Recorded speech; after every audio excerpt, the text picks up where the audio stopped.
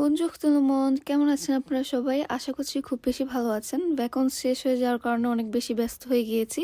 অনেক ব্লগ জমে আছে, বাট ব্যস্ততার কারণে এডিট করা হচ্ছে না। এই তো ওই দিন গিয়েছিলাম এয়ারপোর্টে মামাকে রিসিভ করার জন্য। তো আমার এখানে টার্মিনাল 3 থেকে টার্মিনাল 1-এ যেতে হবে, এর জন্য আমি ট্রেন ধরবো।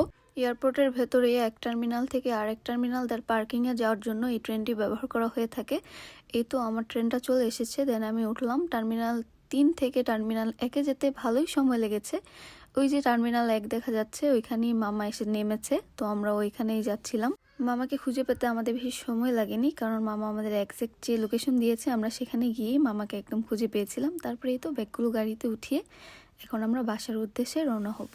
মামা যেহেতু শাকলতুগুল এয়ারপোর্টে এসে নেমেছিলেন, তো এয়ারপোর্ট থেকে আমার বাসা ড্রাইভে 30 মিনিটের মতো ছিল। এই ভিডিও ক্লিপগুলো ছিল গত শুক্রবারের। আজকে 5 দিন পরে আমি ভিডিওটা এডিট করতে বসেছি আর আপলোড দিব কালকে। এতক্ষণ তো হাইওয়ে দিয়ে উড়ে উড়ে চলে এসেছিলাম, আর এখন বাসার গলিতে ঢুকিয়ে দেখি এত পরিমাণে ট্রাফিক। তো আর কি করব, ওয়েট করছিলাম। এই তো কথা বলতে বলতে ফাইনালি বাসায় চলে এসেছি। আম্মু আমাদের জন্য বাসার নিচে ওয়েট করছিল কখন আমরা আসবো এর জন্য। তারপরে আমি আমার এই পিঙ্ক কালারের লাগেজটাকে টেনে টেনে ওপরে নিচ্ছিলাম। এখন আমি আপনাদেরকে দেখাবো মামা আমাদের জন্য কি কি নিয়ে এসেছে। এগুলো ছিল লেবু পাতা। এখন বলতে পারেন লেবু পাতা কেন এনেছে, আসলে কিছু কিছু তরকারি আছে যেগুলোতে লেবু পাতা দিলে স্মেলটা অনেক ভালো আসে। আর এটা ছিল ছোট্ট একটা জাম্বুরা, আর দিয়েছিল 4টা লেবু। এটা হচ্ছে ঘি, দেশ থেকে খাঁটি গাওয়া ঘি বানিয়ে এনেছিলাম অর্ডার দিয়ে। আর এটা ছিল কাসুন্ত। এই কাসুন্তটা যখন কাসুন্তের সিজন ছিল তখন বানিয়ে রাখা। আর এটা ছিল বিট লবণ।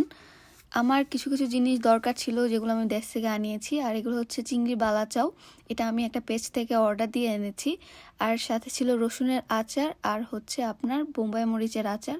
এই 3টা জিনিসই আমি একটা পেজ থেকে আনিয়েছিলাম। আর এই স্লিপারটা আমি আনিয়েছি আমার খালামণিকে দিয়ে কিনিয়েছিলাম।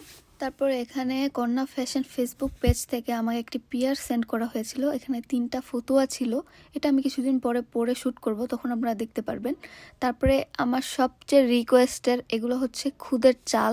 আমার অনেক খেতে ইচ্ছা হয়েছিল, তো আমি নানুকে বলে দিয়েছিলাম। তারপরে 1 কেজি পরিমাণে খুদের চাল দিয়েছে। আর এখানে ছিল কিছু শুকনা বড়ি। আসলে ফ্রান্সে সবকিছুই পাওয়া যায়, মোটামুটি যেই জিনিসগুলো পাওয়া যায় না সেগুলোই আনানোর চেষ্টা করেছি। এই তো এই ভিডিওটা এই পর্যন্তই। আশা করি আপনাদের কাছে ভালো লেগেছে। দেখা হবে নেক্সট ভিডিওতে। আল্লাহ হাফেজ।